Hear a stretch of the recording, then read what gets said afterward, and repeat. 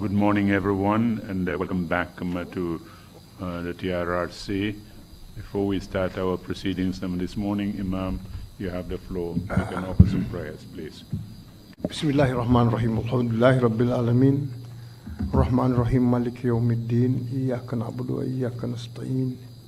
Ihdina as-sirata al-mustaqim, sirata al-ladzina an'amta alayhim, ghayril maghdubi alayhim waladdallin. Alhamdulillah hadina li hadha wa ma kunna linahtadi lawla anna hadina Allahu al-awwal wal-akhir wal-zahir wal-batin. Ya Rabbana lakal hamdu kama yanbahi wa jalalu wajhika wa aziman sultanika. Wa sallallahu ala sayyidina Muhammadin khatimin nabiyina wa imamil mursalin. Subhana rabbika rabbil izzati amma yasifuna wa salamun ala al-mursalin walhamdulillahi rabbil alamin. Amin. Shukran, Imam Jallo. Bishop, you have the floor, please. Thank you, Chairman.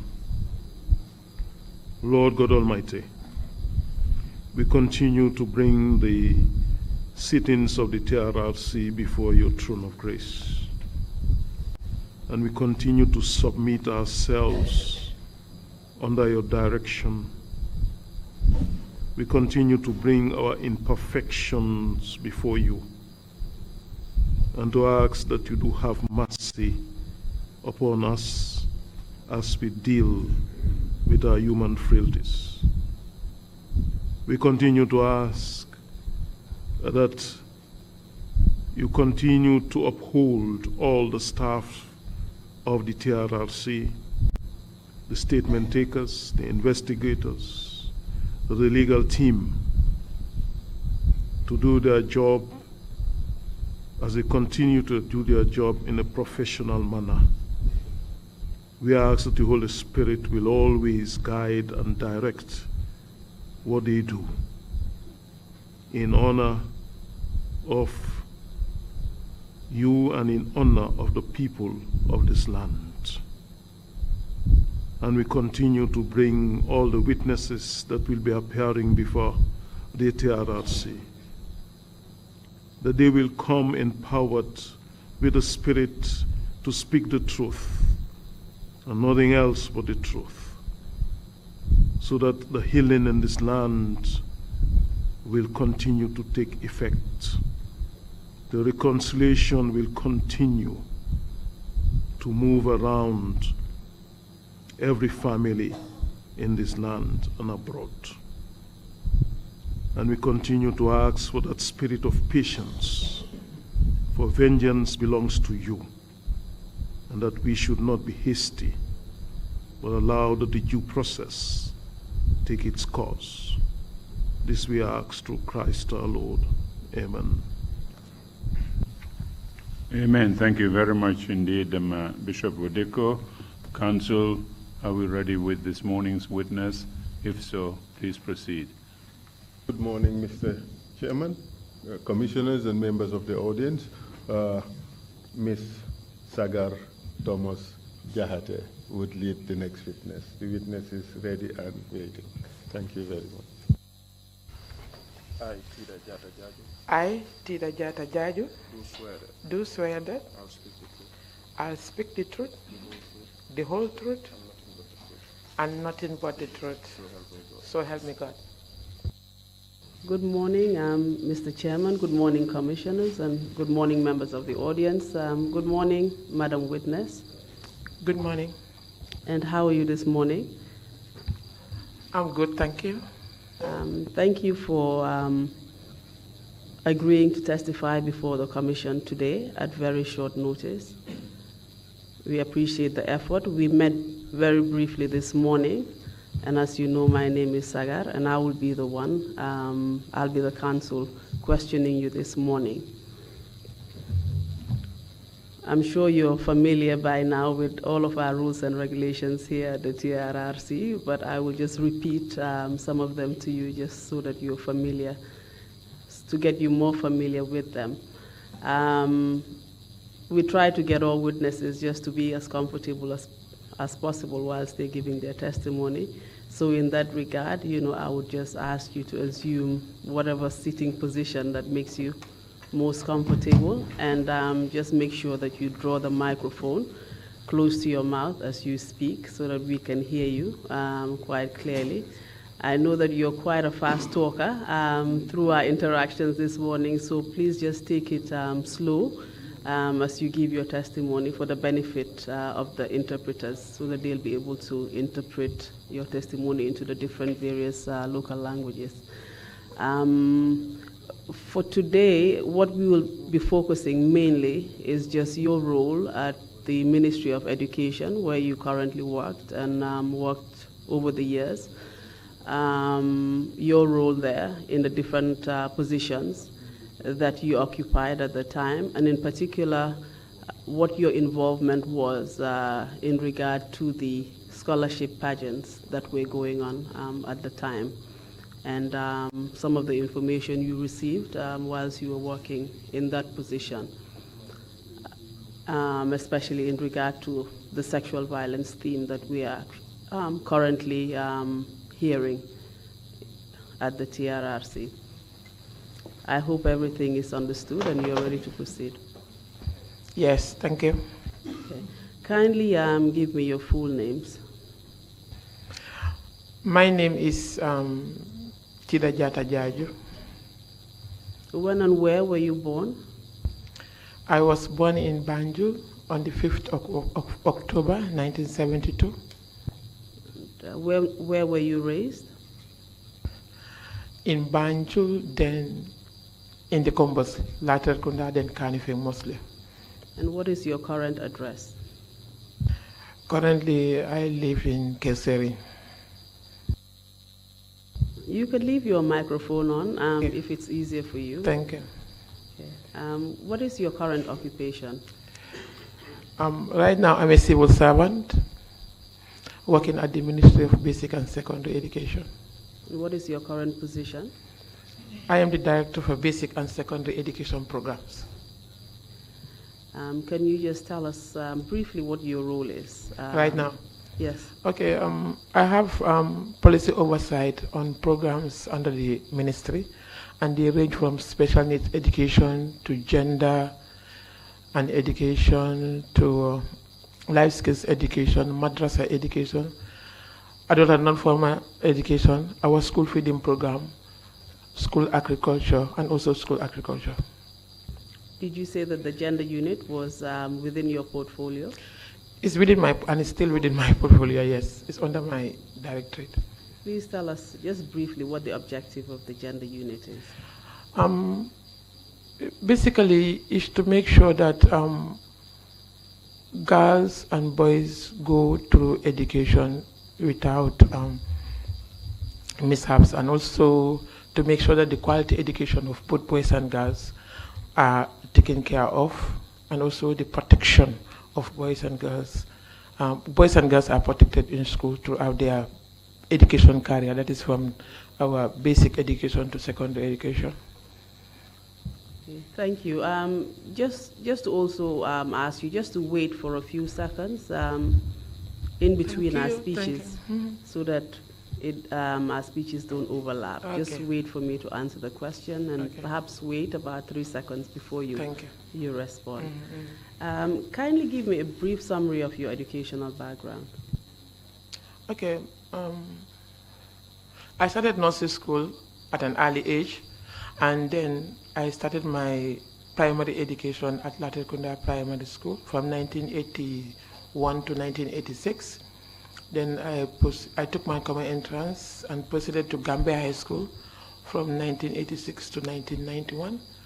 And then to St. Augustine High Schools, that's where I did my A-levels from 1991 to 1993. And then I went to Forobe College, where I started my bachelor's degree.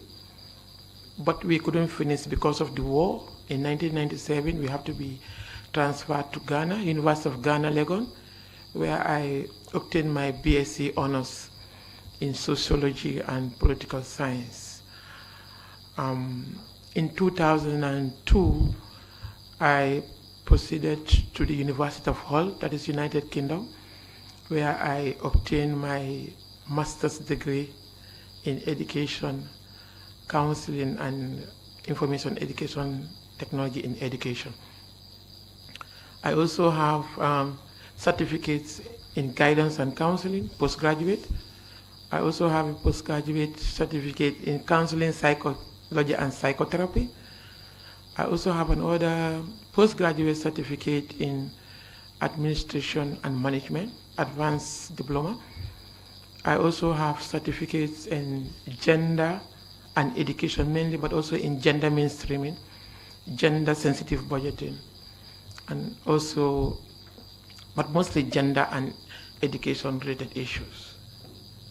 The lead counsel was just commenting that perhaps we may have a job here at the TRRC for you. Wow.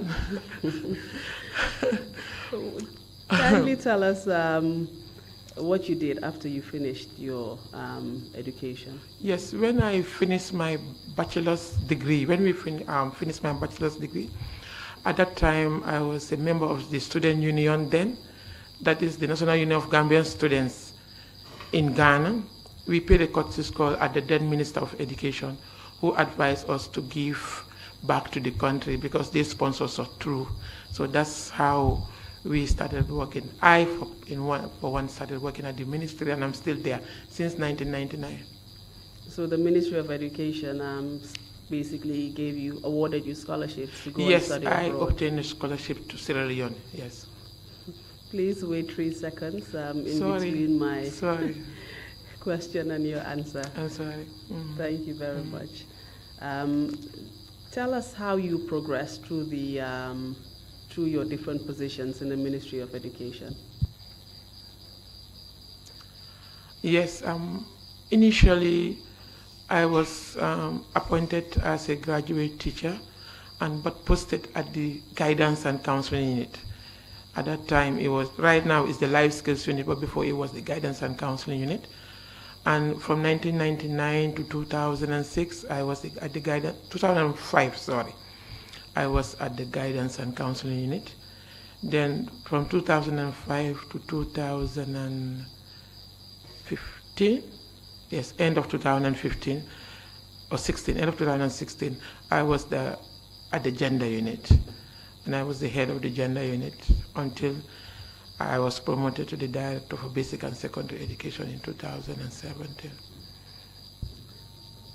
Briefly tell us what your role was in 2005, 2006, when you were head of the gender unit. Yes, as a ministry, gender is mainstream in our policy. And it was seen as something very important to set up a unit for gender. It was originally the girls' education unit, because we were having issues with girls' education in terms of access and retention. And then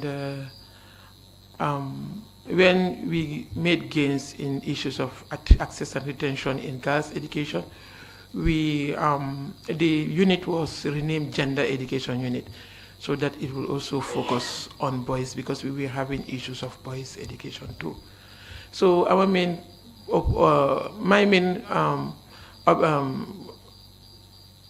the work that I do at the gender unit at that time was to advise policy on issues of gender and education. And it ranges from protection, quality, issues of quality, and also issues of retention and completion of both boys and girls in school. Did you have any policies in place that were guiding, gender mainstreaming in the Ministry of Education? Fortunately for us, the policy, gender was mainstream in our policy, and you have a special chapter for gender mainstreaming. And all the issues that we deal at our level at the ministry has to deal with gender, both boys and girls. So there was no, we decided that since gender is mainstream, there was no other necessary for another policy for gender, because it's mainstream throughout our education process. And this education policy, can you tell us when it was dated, or from what period to what period it applied? Yes, gender was in our 2004, that's where we started to mainstream gender. The 2004 to 2015 education policy and also the current policy, which is 2016-2030 education policy. In terms of gender protection, were there any policies or guidelines in place? Protection, all those things are under the gender mainstreaming bit, issue of child protection, because that's paramount in our policy. Did you have guidelines on sexual harassment, Oh, for yes, example? yes, we did, because during the time of my predecessor at the Girls Education Unit then, this sexual harassment policy was developed. And then there was also the guidelines, there was also the code of conduct for teachers. And it was from those policies that we were able to develop the guidelines against sexual abuse in Gambian schools, the alternative discipline handbook, so that we will deal with the issues of corporal punishment in our schools, and also the code of conduct for teachers. I assume that these policies were accessible to perhaps staff of the Ministry of Education as well as teachers in the different regions and schools. Were they made available to pupils and students within the school system? Yes, because they were user-friendly and they were very small. Anybody can use them. And it was even in that policy that we have the reporting mechanism. We had to report when you experience cases of abuse, yeah. It was very user-friendly. And how many cases of abuse or harassment did you record during that period? Just approximately, if you can remember. You know, most of the time, as we know in the Gambia, cases of harassment and abuse, most of them are not reported. But it's in the hundreds, like since 2004 to now, we have the data, but I think it's about less than 500, not up to that. Would you say it was commonplace within the school system? No, commonplace, no. Because the issue is, yes, we have cases. It's true, but because of the sensitization, the department invested a lot when it comes to the issue of child protection. It invested a lot. And girls, and both boys and girls are aware that when you see cases of harassment, how do you negotiate yourself out of the situation? How do you report? And we had, we created a lot of impact in that. During, or perhaps in 2006, who was the Minister of Education? It was Honorable Fatula Mimfai. And around 2006 to 2007, did you recall having any new event that was hosted by the ministry? It was not hosted by the ministry, but we were part of it. What was your role, and can you tell me what event you're referring to? Yes, this event was the Miss Black USA. But there was a steering committee set up at the office of the Vice President then, and the ministry was invited to serve in the committee, and also the because we have a gender education unit, and this has more to do with girls, the gender of education unit was delegated to be part of the committee. And what was the objective of that particular pageant? Yeah, I think not the objective of the pageant. I cannot tell you much about that, but the reason why we were co-opted in the committee was because they wanted girls to partner with the contestants, for them to be as mentors to them, as friends, and also as role models. And how did this happen? How was it organized? Can you reframe the question, please? What was organized? The partnering between your girls and members of the pageant. Tell us perhaps where these girls came from, how they were selected, and what this mentoring exercise, so to speak, involved. Thank you. Okay, we have regional structures, we have regional education offices. So we have retained regional education offices to choose girls, because originally these contestants were from 50 states of the United States of America. So 50 girls were needed to partner with these 50 girls. So girls we are choosing from each region, and they were hosted at the Francis hostels, and they were partnered with these contestants. And what schools did these girls come from? From our senior secondary schools. And what were the age? What was the age range of the girls? Senior secondary school is grade 10 to grade 12. So the age range may range from 16 to 18 or 16 to 19, something like that. Did you find that this exercise was beneficial to the girls in the end? Yes, my candid opinion, yes. But because, especially the talent bit, because I could remember even after the pageant, the girls were trying to mimic, what their friends were doing, and it was an eye-opener for them. And after this event was conducted, you would regard that it was a successful event? Okay, anyway, I will, because I don't have the expertise then to say it was a successful event, but on the side of our girls, it was, because, it was an eye-opener for them. Did this beauty pageant lead to any new initiative that the Ministry of Education was involved in? Yes. Kindly tell us what it was and when it was. This was in 2008, and that was the Miss 22nd July Scholarship Pageant. Please tell us how this pageant came about and what its objective was. Yes, it was as a result of the Miss Black USA, and I think the former president said that this kind, according to the committee meetings that we had, that decided that we can replicate this in the Gambia, and instead of calling it any other name, it could be called the Miss 22nd July Scholarship Pageant. And it was mainly for girls to be awarded scholarship after the event when they win. So what you're saying is that the main difference between the Miss Black USA pageant and this one was that the former was a beauty pageant and the latter is a scholarship pageant. Yes, Council, because it was for girls going to school. And I think we all know that most of us find it difficult to pay school fees and also sponsor our way through university. So if something like that, is initiated, I think that would be a good idea.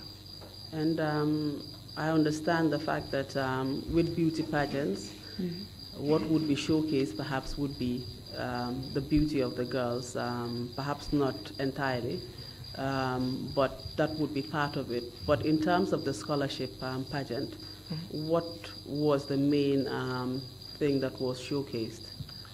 Okay, we looked at the intelligence force and the comportment. That's very important, and also the talent. And how was this scholarship pageant organized, and who organized it? Just tell us how the setup was. Okay, a steering committee was set up. That is National Organizing Committee. It was called the National Organizing Committee of the Miss 22nd July Scholarship Pageant. And because it has to deal with girls in the upper basic and senior secondary, the Ministry of Basic and Secondary Education has the bulk of the contestants.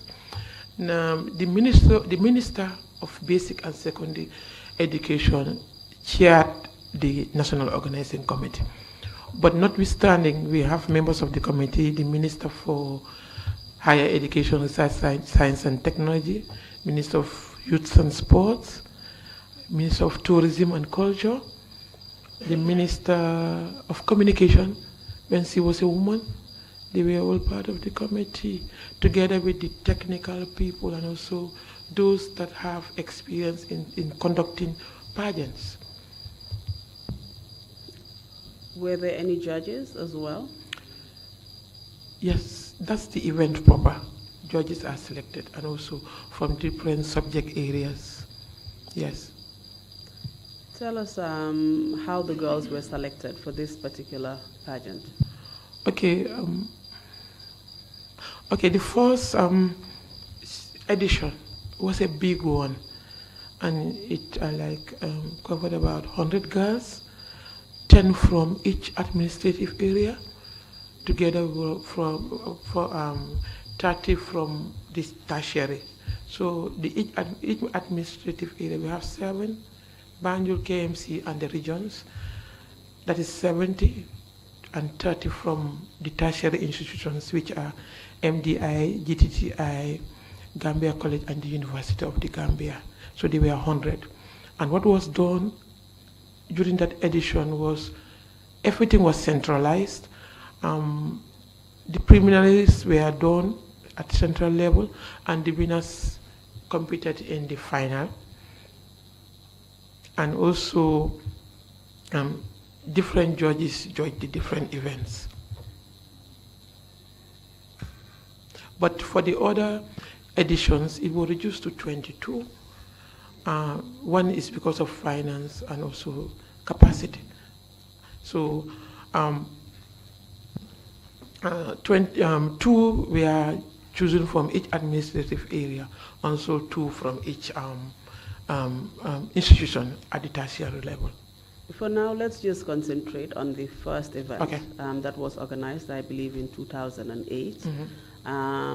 You mentioned that the girls started from the upper basic schools and went on to the tertiary institutions. Thereafter, how were the judges selected, and how were the preliminary selection done, and then how did that lead into the main event? You're talking about the first edition? Yes, I am. Yes. The first edition, as I said earlier on, everything was centralized.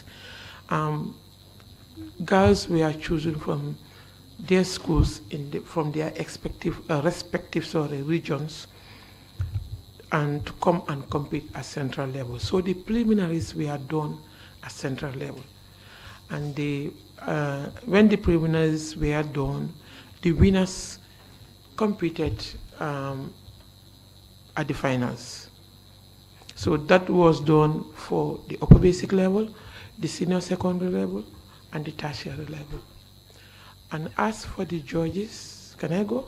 Can I carry on? Okay. Yes, please go on. As for the judges were chosen as per their subject area. We have some from the Gambia Chamber of Commerce, some from tourism, you have some lawyers and doctors, teachers, retired educationists. Most of them serve as judges. And also, I think some from the business community, private sector. And these judges served in the initial selection as well as the main event. Yeah, but they come at different levels. For example, if I, as a judge at the preliminary, I will not judge at the finals. Yes. And there was a mini pageant that was organized initially, and from the winners of that mini pageant, that is what led to the contestants being selected for the final stage. Is that correct? That's correct. So that mini event is the preliminaries that I was talking about. Yes, indeed. Mm-hmm. Just kindly tell us how the actual event proper, that's the final stage, what were the different stages? How did it start, and up to what point did it end? What do you mean? Can you rephrase your question? Before the event started, were the girls required to do anything before the event? Okay. And during the actual event, on the day of the event, just take us through the different stages. In terms of the program of events, what happened on the day, up to how winners were selected and what prizes were given. Thank you. The first edition was something that, the issue of pageants is something new to us as a ministry. And the first edition, we learned a lot from the first edition. And it was like the number was big, and we rely so much on people we think have the expertise to conduct the event. So not much was done compared to the other editions, because for that edition we are focused on how to train them so that they will be able to talk about their platforms, that is what they intend to do if they win, and also how to answer questions, and also the card work. You understand? And during the event proper, I think you have the round one, which deals with the platform. That is what you intend to do when you win, and they come in their traditional attire. And I think it's a way of also promoting the culture. A Sarahule girl will come in dressed as a Sarahule, and also a Wolof girl will come and dress like a Wolof. And then the second round deals with the talent, what you are good at, and that's what they showcase. And the final round is the question and answers, and that is general knowledge. So we wanted to test in the general knowledge of the girls. And during the program, was there any training provided for the girls at any stage? Yes, especially when they are at the boot camp. Yes, they are trained. They are trained for the first, but as I said earlier on, for the first edition, at that time we have little knowledge about this. Normally it was the platform that they were practicing together with their talent and also the card work. How were the winners finally selected, and what prizes did they receive? Yes, you know, as I said, the main prize for the pageant is the scholarships that are awarded. But at the end of the pageant, prizes were given to the girls, and that involve flowers. Some will have laptops. It depends on the position that you have. Some will have books, you know, texts, or novels. It depends. Yeah. Let's just start with the award of scholarships. What kind of scholarships were awarded, and the different categories? Okay. And then we can then move on to the different gifts and how those were sponsored. Okay. Yes, if a winner because that's the only event that we have contestants from upper basic. We cross it after. The winners at the upper basic, if you win, you get you are entitled to a scholarship up to bachelor's degree.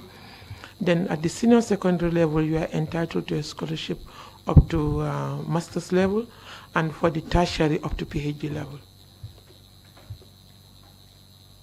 And what institutions were open to these scholarships? Okay. For the bachelor's level is the University of the Gambia, but we also sponsor those that go to MDI for their professional courses, and the GTTI, and also the Gambia College. But for those that are at the secondary level and are still at the secondary level, we sponsor them to the ministry, and those at the upper, from the upper regions, we are sponsored through the Scholarship Trust Fund for Girls, because that is across the board from those in North Bank region, students from North Bank region up to Upper River region. Were there any overseas programs that were available through the scholarship? Yes, for those that do courses that are not being offered by any tertiary institution in the Gambia. For example, I think I could remember two vividly from the first edition. That one was doing aeronautics engineering, and I think the other one was doing something related to the sciences. I cannot, recall. But they were awarded scholarships in Inland, where they studied their bachelor's degree. And how many people benefited from overseas programs? For the first edition, Yes, please. Or Two. in general, if you can tell us. For the first edition, it was 2, and the ones that went through our office as a ministry. And who financed the scholarships? For the one outside, Locally overseas? as well as outside. Okay. Now for the ones, the 2 that went overseas, it was financed by the then president of the Republic.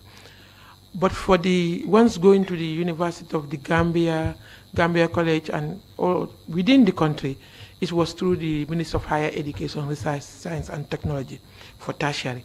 And for senior, secondary, and upper basic, it was through our ministry, basic and secondary education. And these 2 that you mentioned that were sponsored by the president, were they the only 2 that were sponsored for overseas programs? For the first edition, to my knowledge, and the ones that go through my office, that is our office, the ministry, 2 I know of. The ministry has sponsored overseas programs. Is that what you're saying? No, it was not, the ones that went overseas, as I told you, were sponsored by the then president of the Republic. And ministries of our ministry sponsored those at upper basic and senior level. And those within the country is Ministry of Higher Education, Research, Science and Technology for tertiary. My question was whether or not the ministry had cause to actually sponsor any overseas programs for any student. No, not to my knowledge. So therefore, the only person who sponsored overseas programs was the president? Yes. What happened after the scholarship pageant was over? Okay, normally what is done is the president is the chief patron of the pageant. So when winners are announced after the pageant, a day will be, everybody goes home with the chaperone. Now, after the day of, a day is normally set for courtesy call to be made to the president of the Republic.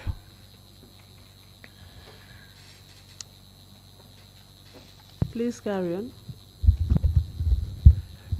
Yes, a courtesy call is made to the president, and the winners will be presented, and he will also offer them gifts. And the gifts that you mentioned previously, these gifts, are they different from those? Yes, because we as a committee will give them gifts for performing well, but when courtesy calls are made, he also gives them gifts. But for this first edition, he said he was so happy with the performance of the girls, he offered scholarships to all of them. So all of them benefited, the whole 100 benefited from the scholarships. And who financed those scholarships that they benefited from? Yes, as I told you, the Basic and Secondary Education Ministry, the Ministry of Higher Education, Research, Science and Technology, and the 2 that went, that studied outside by him, the president. And did he have that prerogative to award them Ministry of Education scholarship when the Ministry of Education did not actually select these girls? Select them? I don't understand that question. You mentioned the fact that the winners were awarded scholarships through the Ministry of Education, especially those who benefited from local programs here in the country. However, when you paid a courtesy call to the president, he decided out of his own accord to offer all of them scholarships. But you're saying that despite the fact that these scholarships were offered by him personally, it was the Ministry of Education that had to finance those scholarships. Yeah. And I'm asking you what right he had to do that. I don't know. He just did it. Maybe. Did you have a choice? So you just had to enforce whatever he said? Not whatever he said, but what he said to that respect, that these girls should be sponsored. On that particular occasion? Yes. You had to do what he said? The ministry has to do what he said, or the ministry is concerned. Yes, you were working on behalf of the ministry at that point. Mm-hmm. Thank you very much. Just tell us, in terms of the courtesy call, what else happened? No, for the first edition, after the courtesy call, there was a time that I got a call from the minister, honorable minister, and she informed me that he's doing a bank. That is, the president wants to organize a banquet for the girls, and it will be done in Kanilai, and all the participants and those in the organizing committee can participate if they want to. So all the girls were camped again and at the hotel, and they were accompanied by the judges. Some judges were part of it. Some members of the organizing committee were part of it, and a banquet was organized for them in Kanilai. And were there any other events, official events, that they were invited to attend? Still on the first edition? Still on the first edition? Yes, please. No, not to my knowledge. Yes, it was the independence celebration. No, I think it was the July 22nd celebration and the independence celebration, yes. And as far as you know, when they were invited to these events, what was their role? Okay, I attended one of them. I didn't attend the two. But it was the banquet that I attended. And they were they didn't do anything. They were there, there was entertainment and also food was served, and that's all. But they didn't perform any role. The one I attended was the banquet. Then the independence celebration and the July 22nd celebration, I didn't attend, but they were accompanied by a staff of the office, because they are always accompanied by the staff of the office who attended. And also they just went and then they graced the occasion and they went home after. And after that particular pageant, the first one, subsequently, did they perform any role in any of these official functions? I think it was in the latter part, in 2014, 13, when, because I have that relationship with them. They call me anytime, I talk to them anytime. And there was a time one called me and said they got a call from State House, but it was later, that they are asked to perform as ushers. And the first thing I will ask them, is your mom aware? Are your parents aware? And they say, yes, my parents are aware. I say, okay, are you comfortable? And they will say, yes, I'm comfortable. You have few who will say no, then I say, then don't go. But those that are comfortable will say they are comfortable. And most of them will say they are comfortable, and they go, and they are screened, and those that are successful in quotes will be ushers. Yes. And as far as you know, that request from the Office of the President did not go through the Ministry of Education. It went directly to the contestants. Yes, for the ushers, yes. But there are cases, and there are many cases in which they will call me in particular. It was after that I have an alteration with someone from the office that the individual stopped calling me, so she will be calling a member of staff in our office. But before that, they will be calling me, and when they call me, normally I will call these girls and I will ask to talk to their parents. Some of them will tell me, Auntie Tida, my parents are okay. But but some parents too will call me and ask, my daughter is told me that this event is happening. Is it through the ministry? And I will tell them yes, if I'm aware. Yes. So you sought parental consent before the girls went to events, and you also provided a chaperone. Yes. Apart from that, or perhaps what was the case in those events, as you mentioned, where the girls were contacted directly? Do you know whether this protocol was actually followed? I don't know, because sometimes, in fact, if the girls are contacted, we don't know. We know of cases where these girls are contacted through us. If they are contacted through us, then we know we provide transport for them, and we provide at least one chaperone for them. And the chaperone will be with them. So cases that they are not contacted, if they don't tell us, we don't know. We don't know. And therefore the level of protection that they would receive cannot be guaranteed.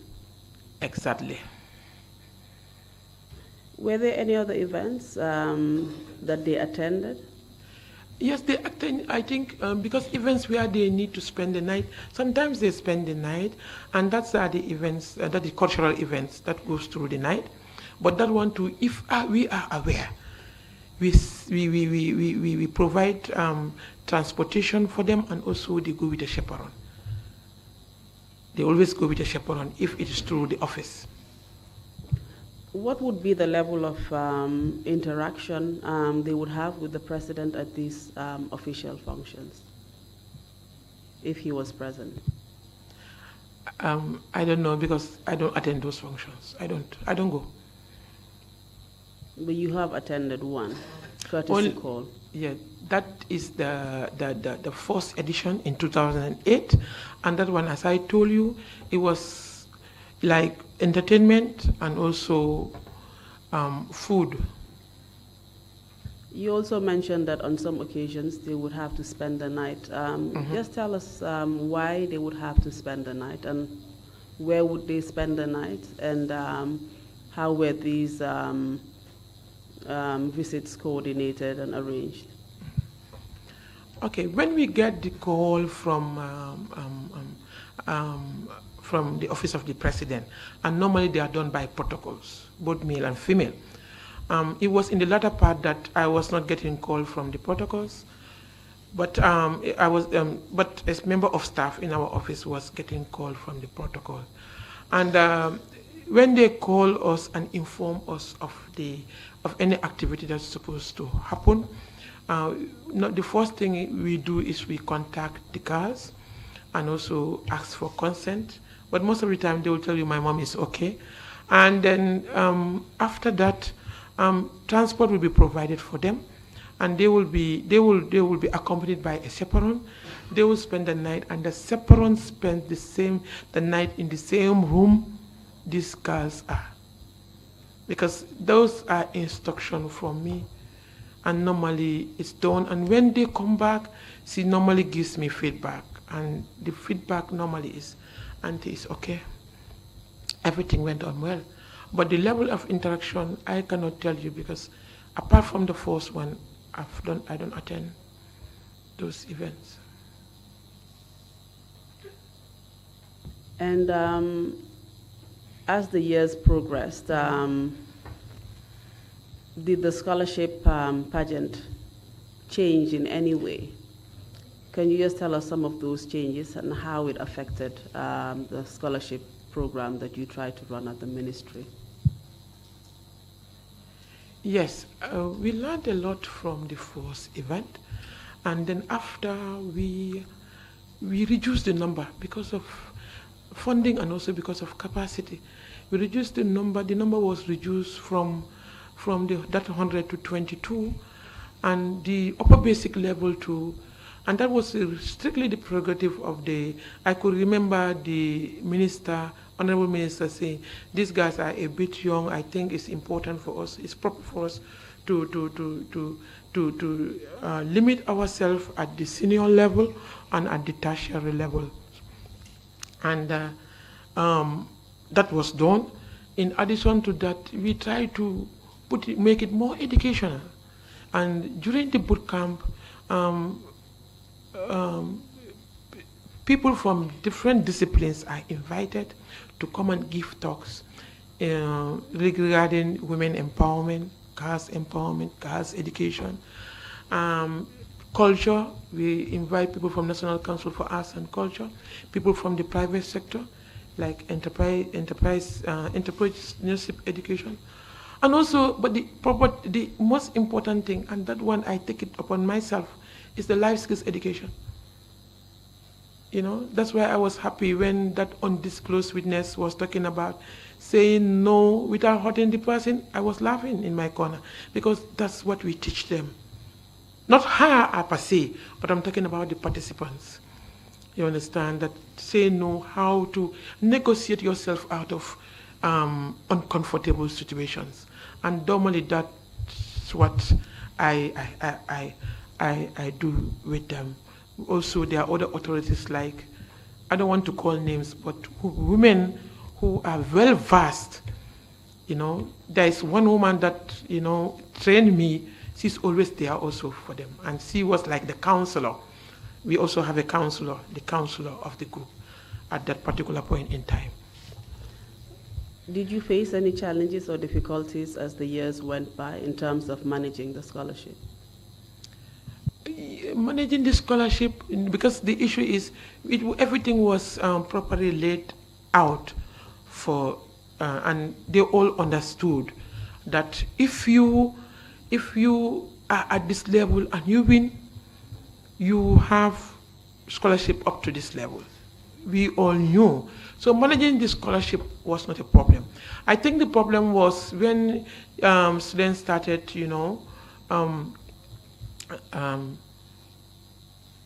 contacting the office of the president without our knowledge, and that one we don't have control over. Can you tell us of instances when that happened? Yes, sometimes we will just sit and we hear that so and so and so has gone for studies without our knowledge. And I always quote the outlay of our Honorable Minister, because when our Honorable Minister goes for cabinet meetings, she goes up and the outlay is always down there. And she will come and tell me, Tida, are you aware that so and so and so is around? Or so and so and so, I saw so and so and so at office of the president over there, because when they go for the cabinet meetings, the outlay is there downstairs. So he will be telling me. And the outlay of which minister? The Minister for Basic and Secondary Education. Please wait for my question. I'm sorry. Before you answer. I know it's difficult getting used to it, I'm but hopefully sorry. you will. And what would these girls be doing when they were cited at State House or Office of the President? I don't know. He just told me that I've cited so-and-so there. I've seen so-and-so. Because, as a ministry, all of us, we are involved. Even our drivers are involved. So they will know them personally. So they are our children. So he will tell me that I've seen so-and-so, but he will not tell me what they're doing. And I don't think he will know. And you've already mentioned that the president was actually sponsoring certain girls without the knowledge of the Ministry of Education directly. And do you know under what circumstances that would happen? I don't know. Did you get a chance to talk to any of these girls who were being sponsored after they returned? I don't see them. And some who will contact me, because all of them have my numbers. Those who contact me normally, what I normally do is I try to counsel them all the time. They know me for that. What would you be counseling them about?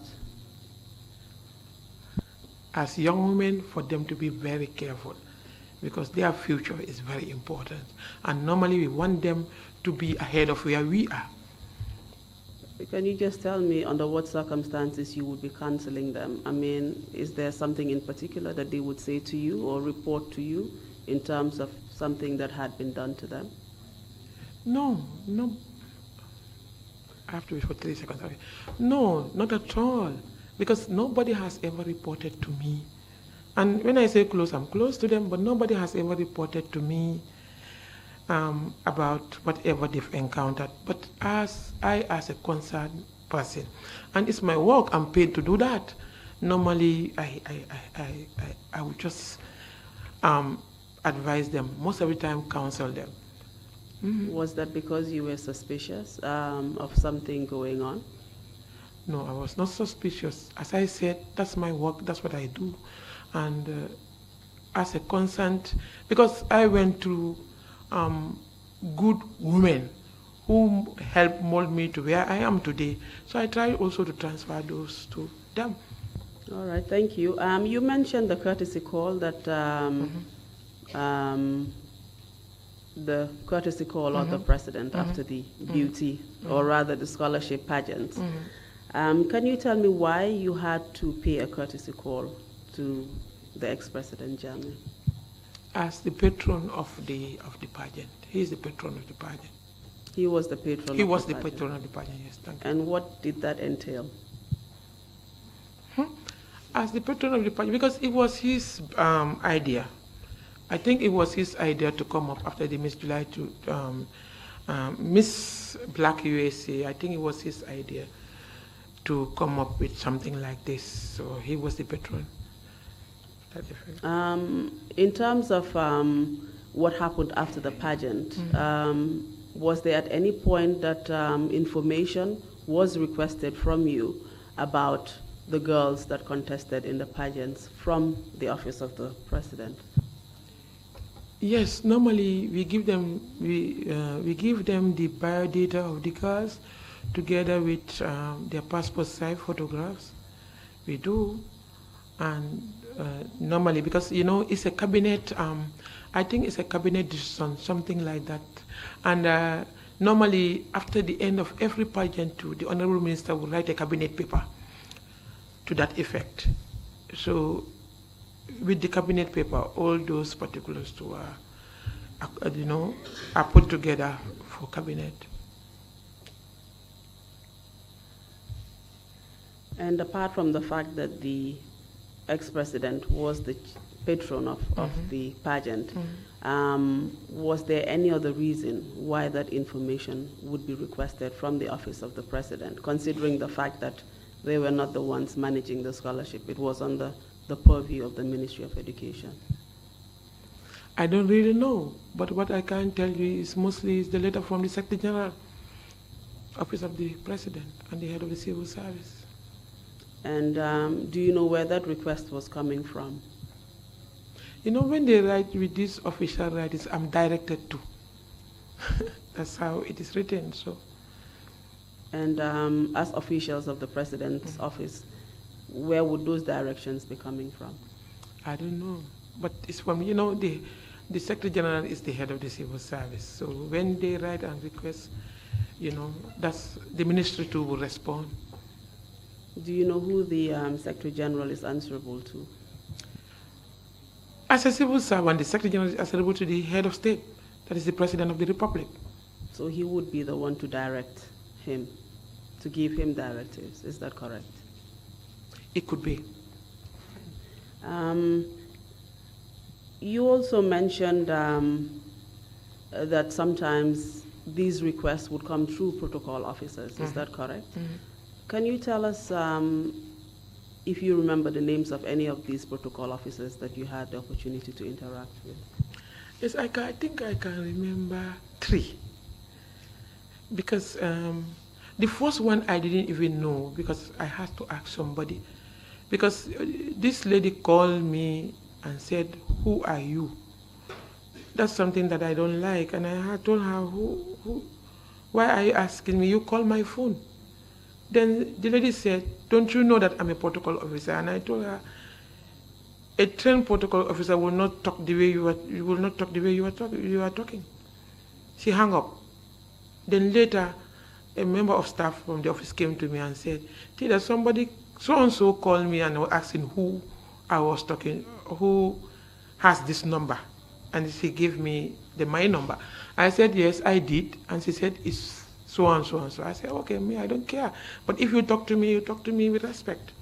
And there's the other one, the other two, the first one is a woman, but the other two are men. They were all, and most, I think the first one was Deputy Chief of Protocol, the other one was Deputy Chief of Protocol, but I think the other one was just a protocol officer. And in terms of the information that you supplied, you've already explained the different information that was requested. Did that information change over time? Did they make a request for information which was different from the previous one? Please remind us what information was requested at first, and if they did, what was the additional information requested from the President's office?